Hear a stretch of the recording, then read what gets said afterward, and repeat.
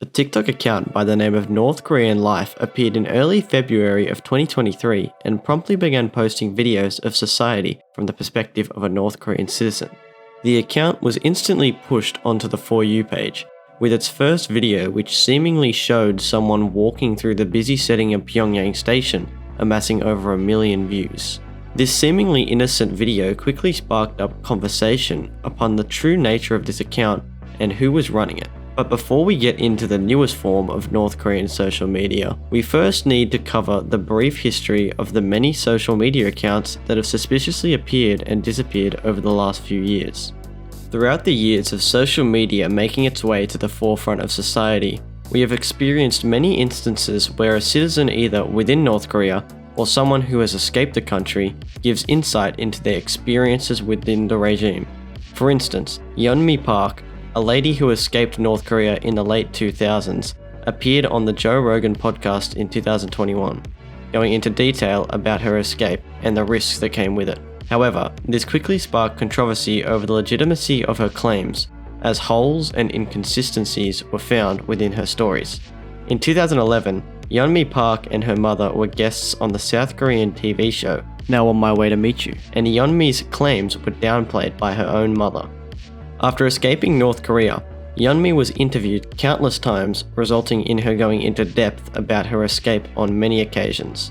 She often went into detail about the hardships that she and her mother endured throughout their escape. This included the claim that during her journey out, she was brought to the point of eating grass and dragonflies to stay alive. However, on the South Korean game show, Yeonmi's mother denied her ever getting to that point, saying, "It wasn't as harsh, and we did not starve." For example, if someone was to ask what kind of rice we ate, we didn't differentiate between rice or corn rice, as we did not know the difference. She was also called out on her claim that a family friend was publicly unalived in a stadium for watching a South Korean DVD. However, in other versions of the story, such as on the Joe Rogan podcast, it took place on the street and was due to watching a James Bond film. With this many inconsistencies and holes within Yeonmi's stories, the world is still searching for an unfiltered and truthful view into North Korean society, which is why when a handful of North Korean citizens started up their own personal YouTube channels, they were pushed to the forefront of media relating to the DPRK. Channels such as SomeOrdinaryGamers and Yumi DPRK were created between 2021 and 2022 to showcase the hidden truths about the regime and daily life. However, these videos came off as heavily scripted and controlled by higher-ups within the government. The Yumi Park channel was set on targeting a more mature audience, showcasing different aspects of life, like the food culture, sports, and entertainment. Whereas the SomeOrdinaryGamers YouTube channel seemed to be targeting a much younger audience, using a much younger girl as the main person in each videos and focusing on aspects like schooling and recreational activities such as water parks, playing basketball, and reading Western books such as Harry Potter. Later, Song A was revealed to be the daughter of a high-ranking worker within the DPRK embassy in the UK, and her family was revealed to have connections with the Kim family, as her great-grandfather was in charge of guarding the Kim family. These two were the biggest within the niche of North Korean YouTubers, but there are many more that didn't gain as much notoriety. The lesser-known channels were still aligned with the others in the fact that they were constantly pushing the narrative that North Korea was home to a great, normal, well-functioning society. So due to the fact that the only window into North Korean society had been through YouTube channels which contained untrustworthy information and were most likely government-controlled, when an account by the name of North Korean Life emerged on TikTok, it gained millions of views in a matter of days. There were countless media outlets writing articles about the page within the first week, including Business Insider and The Daily Dot.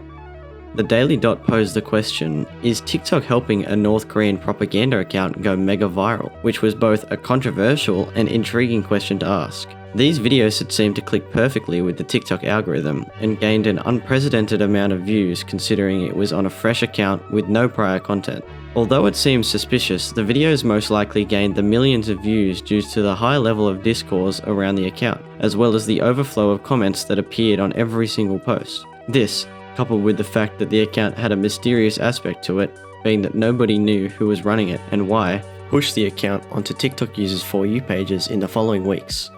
The third video that was posted onto the account was both the most interesting and most viewed video on the account, currently sitting at over 44 million views and just under 4 million likes. This video highlighted the supposed user's daily morning walk inside of North Korea, but certain aspects of the video were quick to catch the eyes of the millions watching. Some aspects, such as the familiar sign in the background, which is very reminiscent of the Hollywood sign located in Los Angeles, California, caught the viewer's attention. Further research reveals that the North Korean version directly translates to "Our nation is the best," which shows the patriotism and confidence held by the North Korean government. Another aspect of the video that stood out to the viewers was the bareness of the city streets and the complete lack of cars. This is one of the strangest aspects of North Korean life from the perspective of the West, as despite the country being home to over 25 million people, only a mere 30,000 cars were estimated to be registered on the roads in 2021. For comparison, in Australia, a country with a very similar population of 25.6 million at the same time, had over 20,600,000 cars registered. This results in nearly 700 times the amount of registered cars, with a 4 to 5 car to human ratio in comparison to a 1 to 866 in North Korea.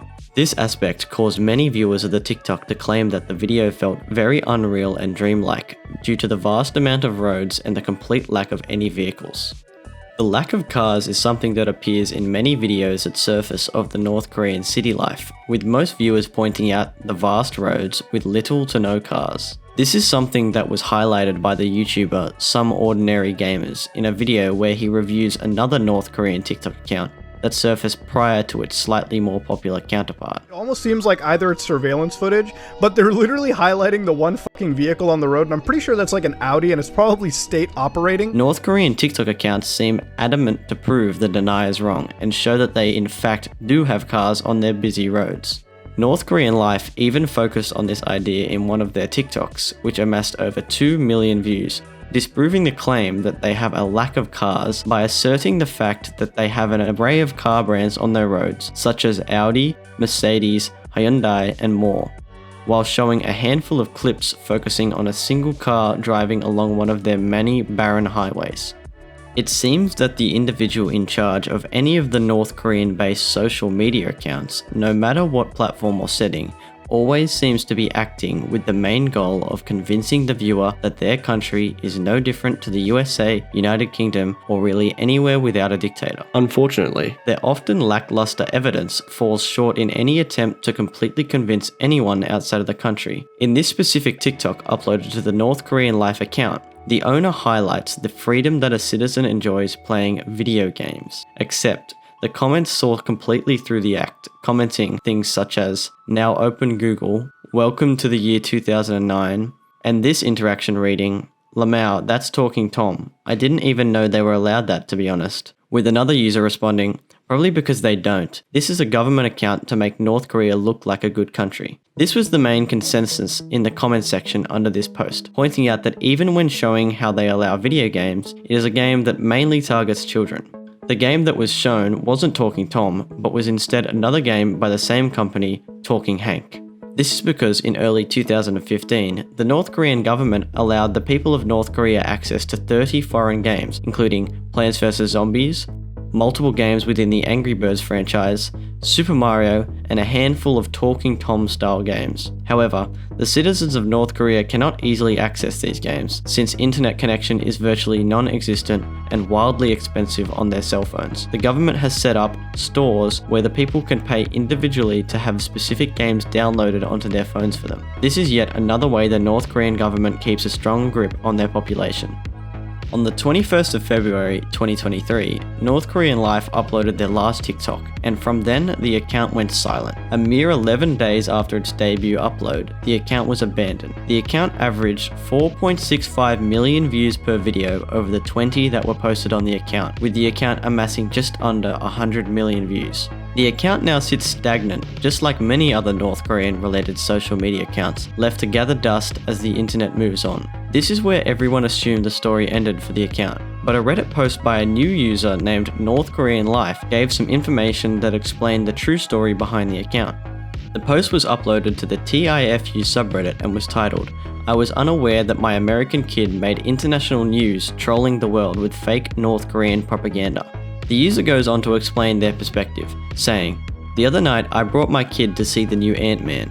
When we got home later that night, my kid walks up to me and says an account he made on TikTok went viral.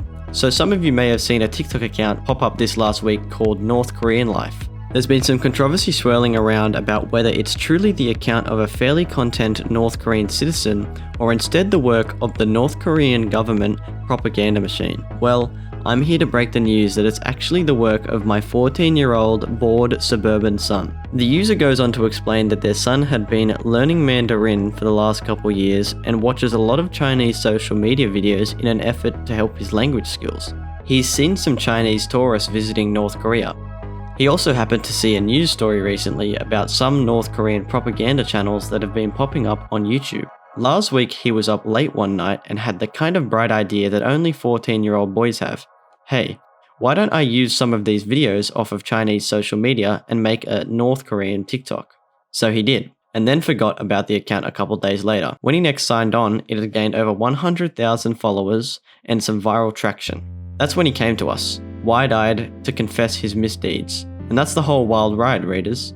Kim Jong-un's goons have not come knocking yet. The user then linked a few photos of the account logged into their son's phone, showing the ability to edit the profile and some interior pages within the account. However, since the only evidence is the 2 photos that could easily be edited, the true origin, owner, and motive of the account is still up in the air. Is the account a government-run North Korean propaganda machine aiming to sway the West's perspective of the DPRK, or is it simply a troll account made by a 14-year-old American kid who was bored and decided to cosplay as a North Korean citizen?